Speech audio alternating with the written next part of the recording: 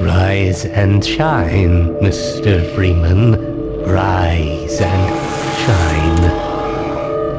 Not that I wish to imply you have been sleeping on the job.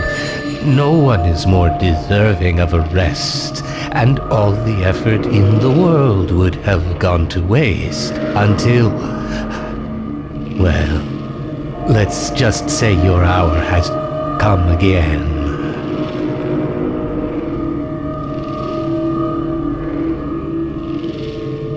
The right man in the wrong place can make all the difference in the world. So wake up, Mr. Freeman. Wake up and smell the ashes.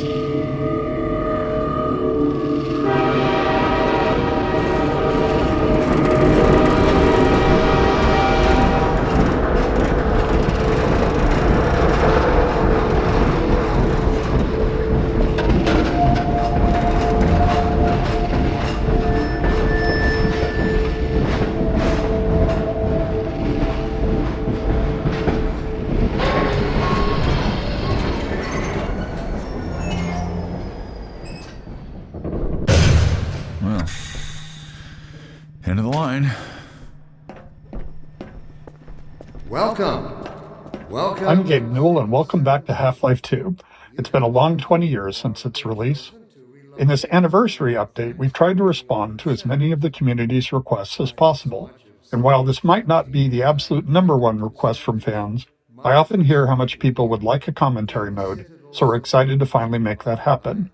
Not only was it a challenge to remember many of the details of Half-Life 2's development, but it's not easy to crack open decades-old computer code and wonder what the hell you were thinking way back then.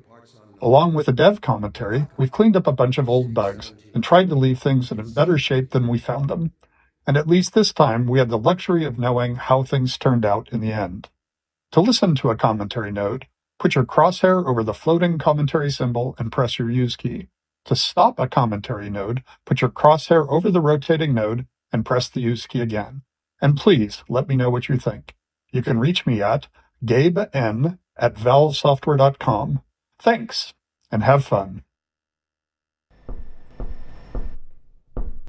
Welcome to City 17. You have chosen or been chosen to relocate... Physics objects. It might be hard to remember it now, but back when Half-Life 2 came out, small objects in games, like these bits of trash, were usually static. As in, they didn't really move, or if they did, it was in a very simple way. If you were lucky, they might break apart into some sprites if you hit them. One of the goals for this initial train station section was to really make it clear to players that these kinds of things were properly, physically, actually being simulated in Half-Life 2. They could be picked up, dropped, thrown, broken, moved by other forces, you name it. Here we're starting with just a small thing, showing that trash is being blown by the arrival of the train, or, more specifically, an invisible volume that's triggered by the player leaving the train.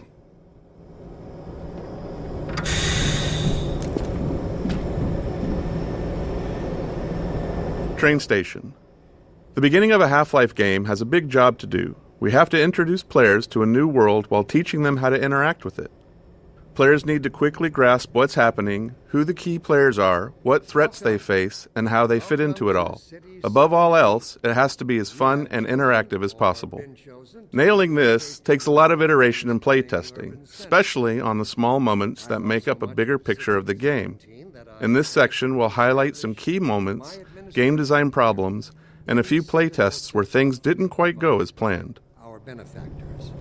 I've been proud to call City 17 my home.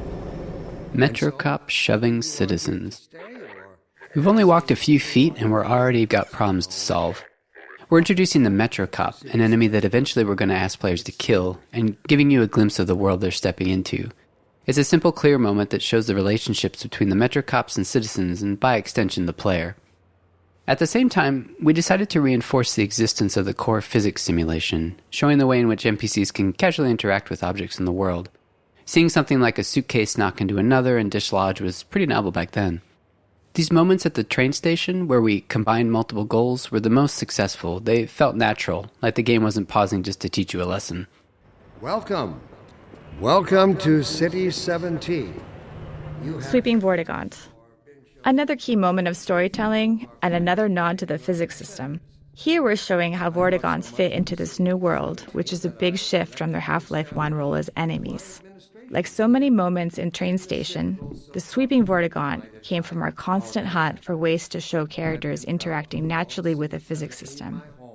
Why just tell players Vortigaunts are friendly now, when you can show one casually sweeping the floor and knocking around some simulated objects? Nothing signals, hey, don't shoot me this time around, like someone willing to tidy up. Were you the only ones on that train? Citizens. When it came time to design the human citizens of City 17 and the world outside the city, we chose to include a variety of races, ages, and genders. This not only provided narrative context for the Combine's enslavement of all of humanity, but it was also important to us that anyone playing the game could see themselves represented in the Resistance, with everyone on Earth united against the Combine. While we found a number of candidates to use as reference in creating these citizens through our daily lives and connections, we ultimately resorted to advertising in the Seattle Times classifieds to reach the desired range of faces that we'd envisioned. Also thoughtfully provided by our benefactors. I've been proud to call City 17 my home. And so, whether you are here to stay or passing through on your way to parts unknown... Natural storytelling. To achieve our world-building and storytelling goals throughout the train station, we needed a natural way to deliver dialogue without it feeling too gamey or requiring tutorials.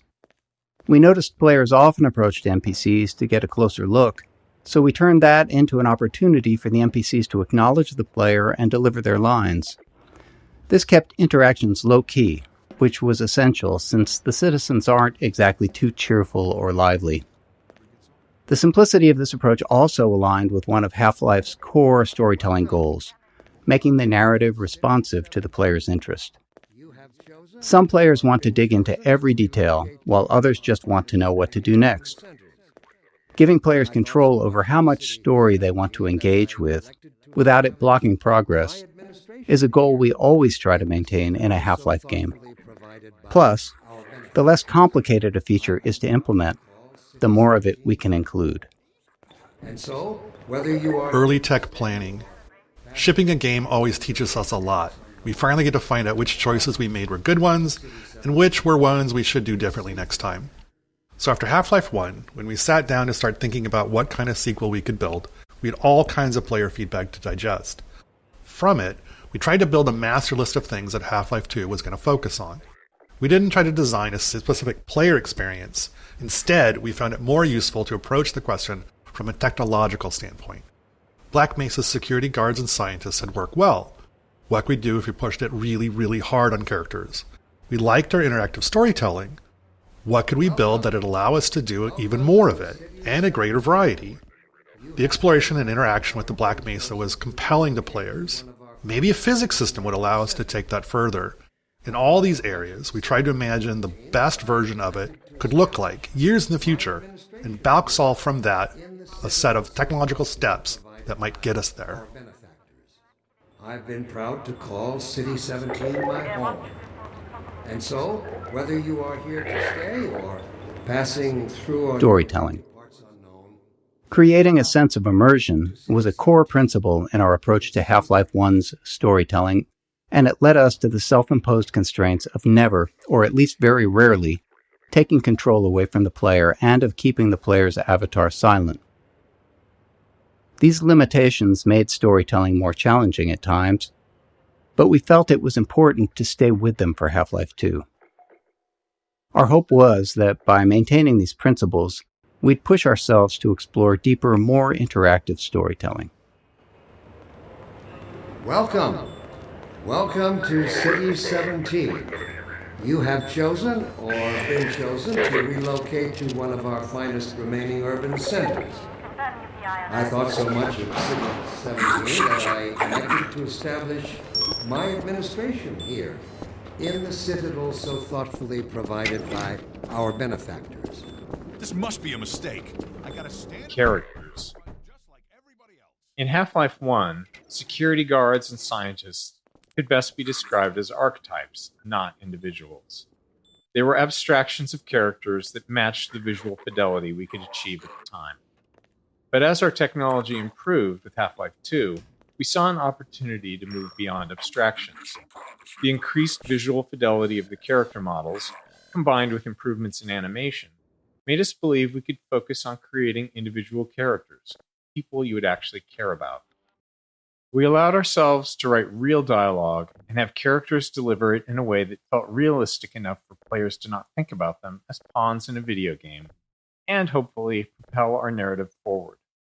In 2001, a couple of years into development, we were energized by Japan Studios' Ico. Directed by an animator, it blew us away with its reliance on characters as the key connection to the player, giving us the courage to keep pushing forward. Well, Barney, what do you intend? I'm thinking. Alex is around here somewhere. She would have a better idea how to get him here. Oh, as long as he stays away from checkpoints, we should be okay.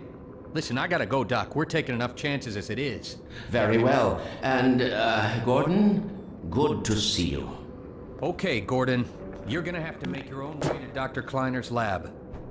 Oh, man, that's what I was afraid of. Get in here, Gordon, before you blow my cover. Blocking tutorials. At times, we need to be certain the player has learned something, and the standard method, at least in game development, not in life, is to trap them behind a gate of some kind, where the player must demonstrate their knowledge to be able to continue. We try to disguise these gates as something natural, so it doesn't feel like the game has come to a halt. Of course, time, resources, or the environmental context itself can make that tricky. In this case, we needed to teach the players how to move objects, so a simple stacking puzzle seemed like the best solution. We tested more complex designs, but they ended up being less effective at teaching the actual thing we needed the player to learn. Blocking tutorials 2. There are 2 failures of note in this tutorial. First, players can break it by tossing all the boxes out the window, which is obviously not great. This leaves them stuck and unable to continue, which we consider a game-stopping bug that must be fixed. A clean solution would have been to tweak the window or crate sizes so that the player could fit through but not the crates. The problem was that we really only caught this problem late in development, and making even a simple change like that can have unpredictable game-breaking consequences, and right before launch no less. Also, this issue was purely theoretical. We'd never actually seen players do it. Our playtests of the design space had gone smoothly, with players learning what they needed and moving on. So changing the room's design this late in the game could have disrupted that success in ways that we couldn't foresee, so we opted for a more conservative fix rather than something elegant. If you're curious, try tossing all the boxes out the window and see what happens. Blocking Tutorials 3. The second failure in this tutorial space is a case of misteaching, where we accidentally teach the player something we didn't intend. This can be hard to avoid without extensive playtesting, since the game is always teaching, even when it's not by design. We cover a more extreme example of this later in Train Station. Some cases of misteaching are critical to fix, like if the player learns the wrong way to use a weapon or interact with a common element of the game. But this one was more subtle. While teaching players to move objects, we also taught them to stack physics objects to escape a space. Normally that's fine, except we don't deploy that puzzle later in the game, and teaching something irrelevant just clutters up their mental toolkit and makes it harder to readily keep useful things in mind later on. Worse, stacking objects to escape the play space become a problem later on, something we had to actively prevent in multiple areas. With so many physics-based objects in the game, blocking this behavior without putting ceilings everywhere wasn't really an option. In the end, we hoped players wouldn't overthink this early lesson, and when playtests showed players getting stuck later on, we made sure not to remind them of it.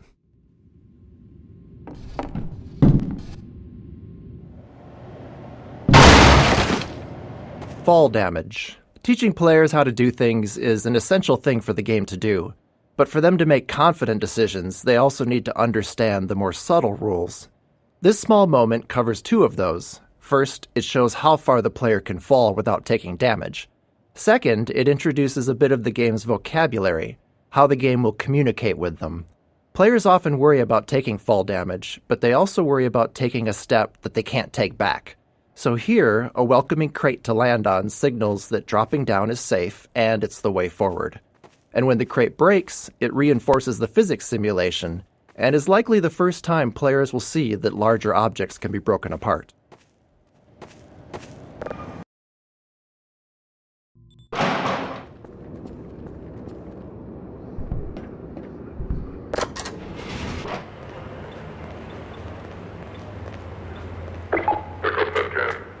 Let me read a letter I recently received.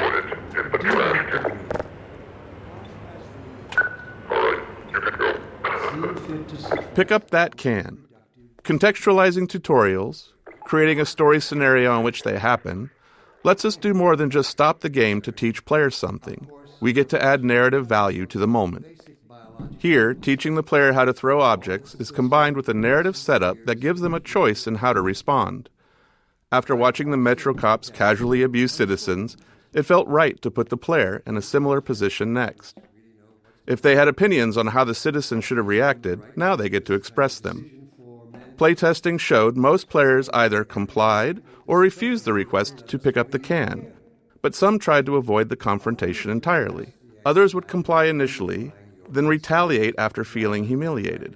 By keeping the moment relatively constrained, in both terms of player actions and the space itself, we could generally react appropriately to whatever choice they made. As a species, immortality. Playtesting. Playtesting is a core part of how we make games. We can never fully predict how players will respond or what they'll take away from what we've built. So we test to learn and hopefully improve. During a playtest, we don't guide or talk to the player, even if they're stuck, as it's extremely unlikely that we'll be sitting there next to the player once the game ships. Our goal is for testers to forget that they're playtesting altogether and play as if they're at home. Any interruptions risk skewing the data, so we only step in if there's a bug that's blocking progress, or more rarely, if their behavior is so confusing that we need to understand what they're thinking. Scrabble years when we hardened our sticks, cooked our first meals above a meager fire, and started at the shadows. Early in a Half-Life game, one of our goals is to make promises to the player, giving them a sense of what to expect later on. From movies to TV shows and books, all great entertainment does this in some way, and video games are no different. The promises in a Half-Life game can take different forms. Some are simple, like offering just a glimpse of something intriguing. Others are more layered, like the interactions with Metro cops. By putting the player in a powerless position against them, we set the stage for that future moment when they can finally get to retaliate. Instinct slyly and covertly compels us away from the Citadel. We wanted the player's first view of City 17 to highlight the Citadel and its dominance over the city, representing the Combine's complete and total power over humanity. It also needed to serve as a clear goal. Even at the start, you can see where your journey ends. But despite its massive size, playtesters often missed it. A player's sense of depth and scale can be tricky on a computer monitor. If you've played any games in VR, you'll likely have noticed that scale feels more natural. Anyway, in this case, the Citadel's position above the player didn't help things either, which may be because FPS games train players to focus straight ahead or down at their feet. To improve the chances of players taking in the Citadel, we added birds flying towards the structure. A subtle trick we've found helps guide the player's view. We no longer need it. And that day of transformation, I have it on good authority. Exploration. After being herded through the train station by Metro cops, we wanted to give the player a chance to explore. This plaza offered several ways to interact with citizens, Metro cops, scanners, and the city infrastructure. We aimed for these interactions to continue building the world without needing explicit tutorials, and we refined them until they worked naturally, without any real training. Ropes. One of the things we noticed in all of the reference images that we gathered for City 17 was that there were cables and wires everywhere, and that they were a large part of the high-frequency detail in view. We loved the look of these older European cities enmeshed in the haphazard web of modern life. We felt like we needed a solution for cables, ropes, and similar elements, and we wanted them to be dynamic. Our level designers were eager to create plug puzzles, and connecting a cord to each plug helped players better understand the mechanics. Early in production, we built a rope system and iterated on it throughout development. Under the hood, each rope is made of multiple segments stretched between the two endpoints, and they can move independently. Each segment acts like a spring and responds to forces in the game, such as a gentle wind or the passing of a Combine gunship overhead. When rendered, each segment is shown facing the camera and is bump mapped, which is crucial for giving the ropes a realistic, rounded appearance. Will they ever deactivate the suppression field and let us breed again? Playtesting Anecdote 1. One memorable playtest reminded us that we can never be certain what players are thinking or what lessons they've taken from their experience.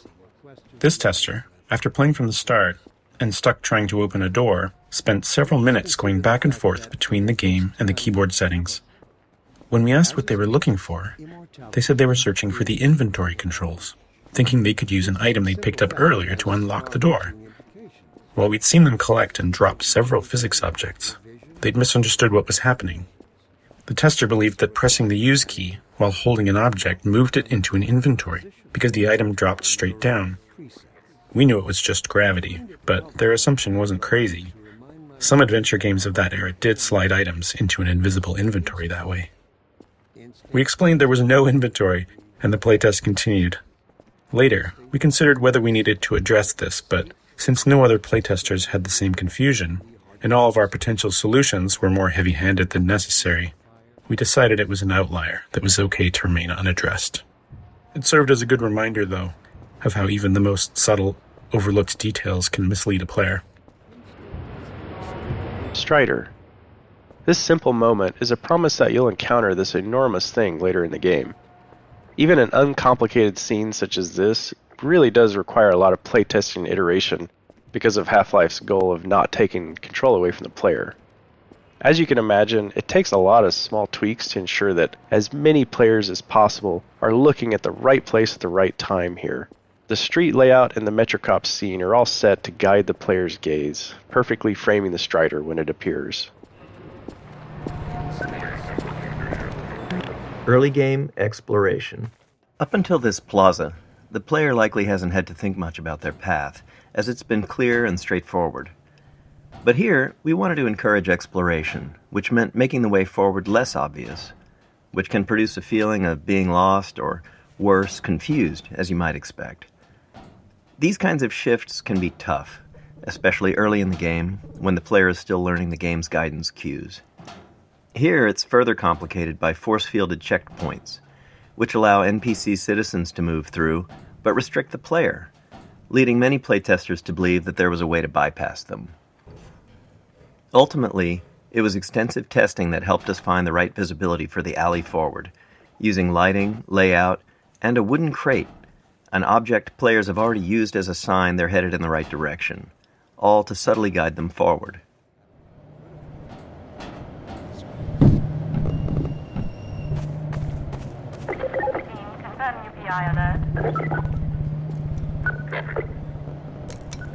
Closed captions.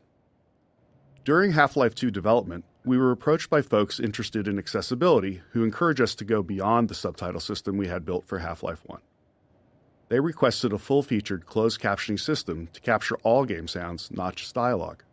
This turned out to be a much tougher challenge than expected. Half-Life 2 produced a wide variety of sounds, and categorizing them for captions was crucial. Prioritization was also key.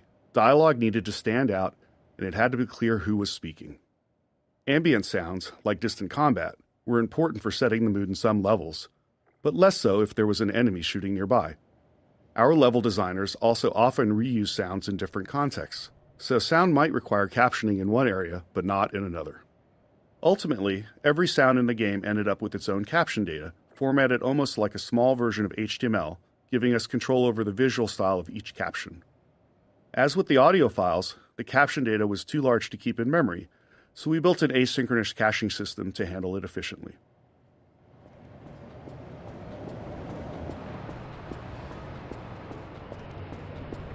This is how how it always starts. First the building, then the whole block. Physics simulation.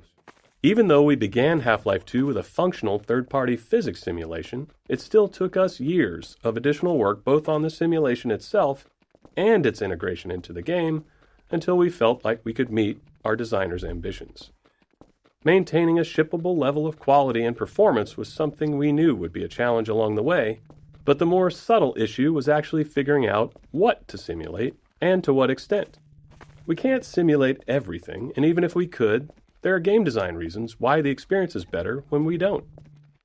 In many cases, we deliberately bend the simulation to improve the player's experience.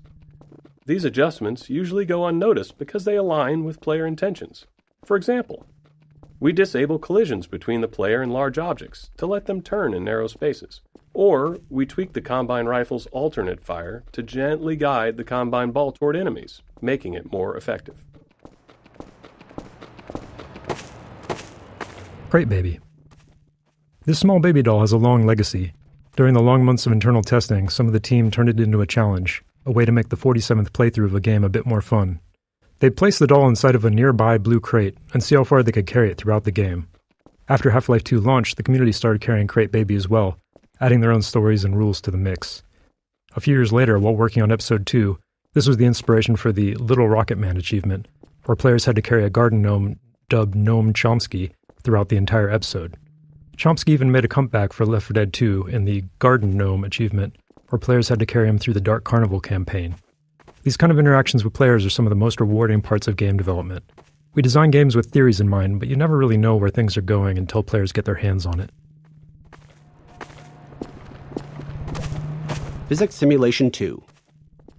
Areas where game design or other constraints impacted the physical simulation often required extra tuning to keep the simulation from blowing up. As an example, early on we experimented with increasing the simulation on the player entity, which is to say, make player movement much more a part of the physical simulation of the world. We knew this might make movement feel less precise, but hoped it could lead to some novel experiences. However, after tuning the movement to match the less simulated version, we hit a major problem. The physical force needed for the player to move at their usual speed was so high that simply running into other simulated objects could result in death from the impact. We iterated on it, but ultimately couldn't find a solution we liked, and reverted to the less simulated movement. However, this wasn't exactly the easier path. It introduced new challenges with how the less simulated player interacted with the more simulated objects in the game. But it did allow us to deliver the precise movement experience we wanted. Playground. When we discussed ways to highlight our physics simulation around the city environment, a playground felt like the natural fit. And for players paying attention to Dr. Breen, it's also a reminder of the cost of humanity's surrender to the Combine. We chose a few playground structures with interesting physics potential and began tuning them. Even with the advanced physics simulation we had at the time, setups like this always required hand tuning, as we had fully simulated objects interacting with non- or partially simulated ones, such as the player or static world geometry. It might be easy to assume that a simulation can carry a lot of the load of implementation, but even now, 20 years later, that is rarely the case. Back when we were working on the playground, late in development on the game, we couldn't get the friction on the slide to feel right, so we decided to break the ladder so the player couldn't get up there. However, you still can just walk right up the front. As is commonly the case, you, the player, get the last laugh on us.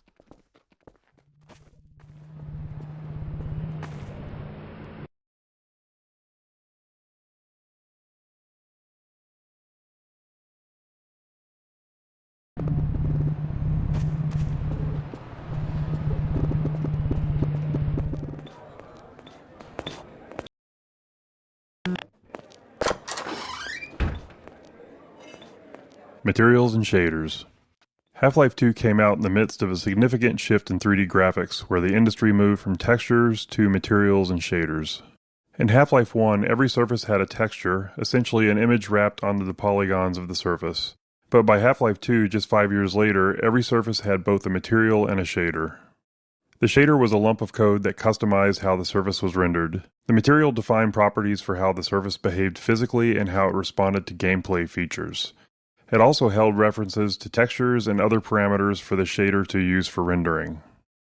As a result, artists and designers had much more control over how things looked and behaved. However, this came with a trade-off. Half-Life 1 could run on a computer with only a CPU, but Half-Life 2 required a GPU because the computations needed for materials and shaders were specifically designed for GPU hardware. The refracting glass door here is a clear example of a custom shader, but every surface in the scene is actually running a shader of some kind.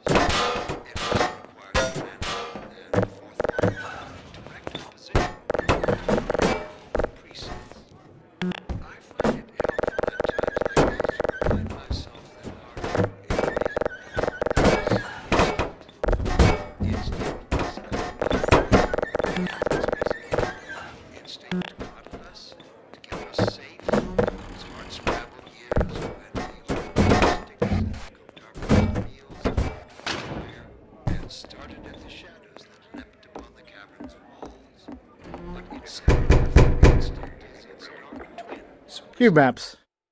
With the addition of materials and shaders, we needed a solution for reflective surfaces like glass and steel. These surfaces had to know what to reflect, but in 2003 we couldn't do any of that rendering in real time. So we developed the cube map system for pre-computed reflections. A cube map is a set of 6 images on the inside of a cube, capturing the environment in every direction, like a panoramic photo that surrounds you on all sides. Level designers placed invisible marker entities throughout the levels, and during map compilation, we generate a cube map at each marker. Then, during gameplay, when rendering a reflective surface, we locate the nearest pre-computed cube map to create the reflection. Instinct, therefore, must be expunged. It must be fought tooth and nail, beginning with the basest of human urges, the urge to reproduce. We should thank our benefactors for giving... Field of view. In Half-Life 1, we used a 90-degree field of view, or FOV, which was fairly standard for first-person shooters at the time. But during Half-Life 2's development, we grew unhappy with it. With our game's focus on characters, we'd put extensive effort into detailed facial and body animations. But the 90-degree FOV just didn't allow players to get close enough to fully appreciate that detail. So we began experimenting with a tighter FOV, and ultimately landed on 75 degrees. It took some adjustment for both us and players, and it required an additional FOV for view models, which are the player's weapon, held at the bottom of the screen. Their models were originally built with 90 degrees in mind, so they looked distorted at 75. But this change succeeded in doing what we wanted, putting our characters front and center in the game. Reference maps. I thought you were a cop. As our characters grew more lifelike between Half-Life 1 and Half-Life 2, we wanted the game world to feel equally realistic. In Half-Life 1, the limitations of first-person games often made it easier to lean on stylized or abstracted environments. But with Half-Life 2, we set out to create a setting that felt grounded in reality, which meant focusing on a lot of small details we hadn't before. One of our main steps was creating reference maps to standardize how we'd map real-world proportions into the game. These maps establish details like wall and door dimensions, doorknob heights, interior lighting, furniture scale, and the general scale of common objects. We created standardized textures for level designers, complete with scale and lighting values. The layouts would be consistent from the start. Besides setting up the physical world, these reference maps defined how the player would move through it, how high they could jump, how low they could duck, and the size of spaces like vents. Using these maps as foundation, we were able to keep our world geometry consistent and ensure realistically sized spaces across the game.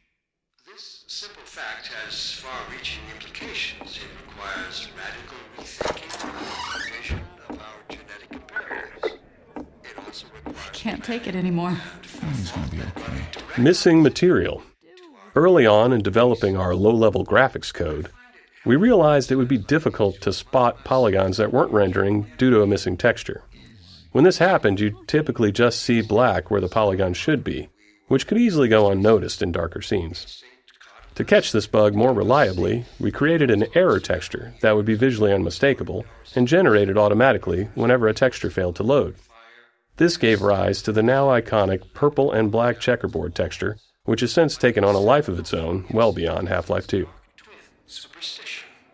Instinct is inextricably bound to unreasoning impulses, and today we clearly see its true nature. Instinct has just become aware of its irrelevance. The raid.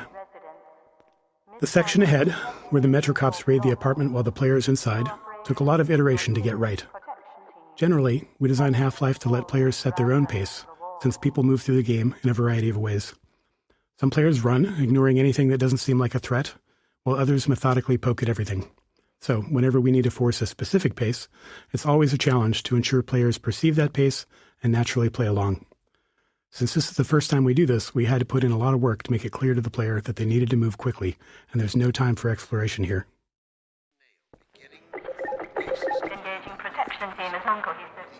The Raid 2.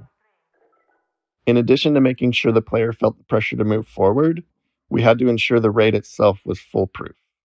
There couldn't be any way for the player to avoid it or double back past the Metro cops. The real challenge wasn't that players would try to break the scene, but that many would panic and run in random directions once they realized they were under threat for the first time.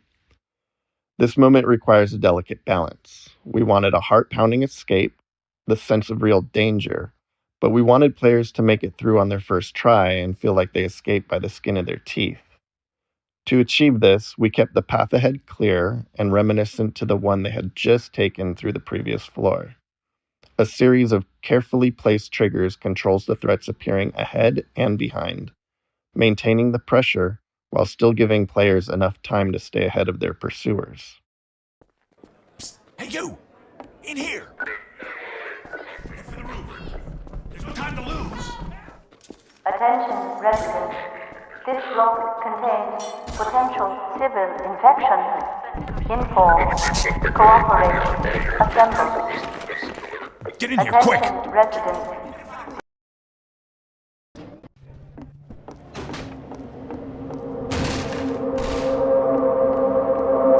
Health and no HUD.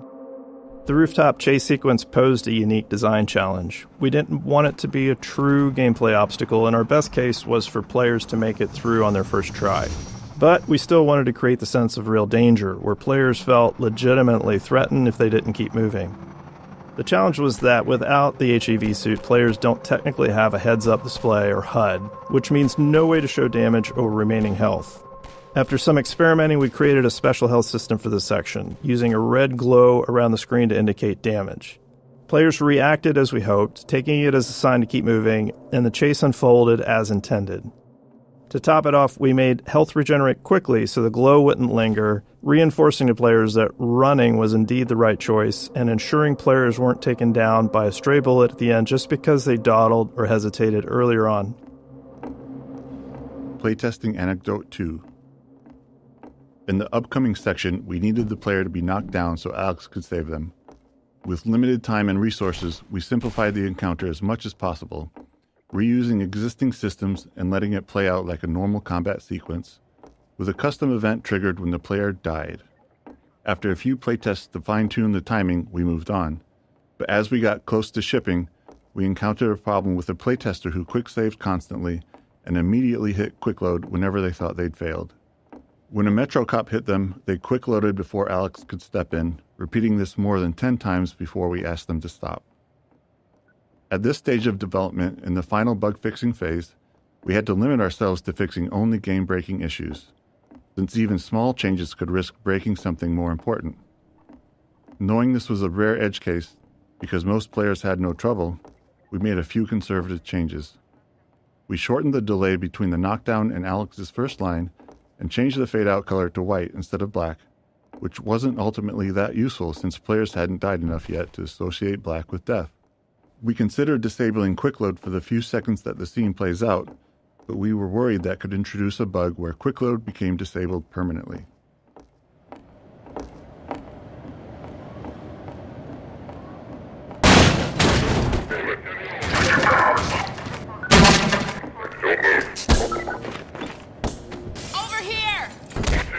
No, you don't!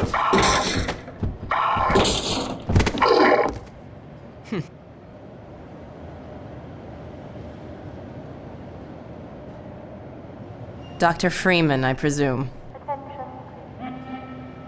We better hurry. The Combine can be slow to wake, but once they're up, you don't want to get in their way. Dr. Kleiner said you'd be coming this way. Alex. I don't think it occurred to him that you might not... Nailing Alex's design was a big challenge. We wanted the player to both respect and care for her. Saving Eli was a key player goal midway through the game, and we knew that getting players to care about that goal would be easier if they also cared about Alex and her relationship with her father. We intentionally designed, wrote dialogue, and cast a voice actor for Alex to be savvy, capable, and relatable within the Combine-controlled world, while also making her attractive and charismatic. We aimed to avoid the objectification, exaggeration, and hypersexuality that many games of the 2000s featured, as we felt that would undermine our goals for her character.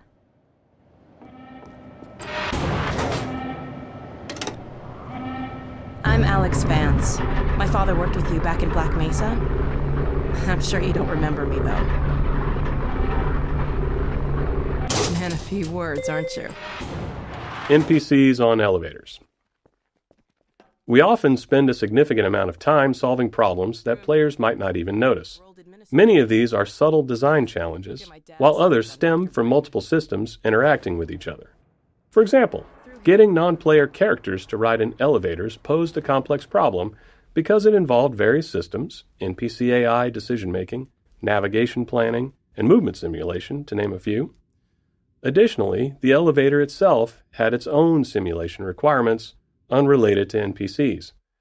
One of the more subtle challenges came from the fact that we simulate NPCs at a slower rate than we simulate elevators.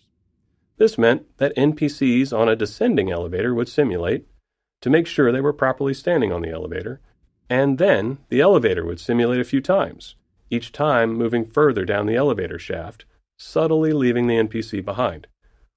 Shortly after that, the NPC would simulate a second time and pop itself down on the elevator floor once again. You can imagine that it was hard to take Alex seriously when she was constantly falling down in small increments while talking to you. Interactive storytelling. When we started on Half-Life 2, storytelling in games was generally either high fidelity and linear or low fidelity and interactive. We knew players had seen high-quality storytelling in games, but they'd never been placed right in the middle of it, able to watch it unfold around them, interact with it, and examine any part closely. While that goal excited us, we didn't yet know how it would work or what kind of technology we'd need to make it happen. We had built a variety of storytelling technology in Half-Life 1, but it was mostly presented in front of the player and lacked the interactivity and fidelity we were aiming for. So Kleiner's lab became the section of the game we used as a testbed to figure out how our interactive storytelling would actually function. Come on, Gordon.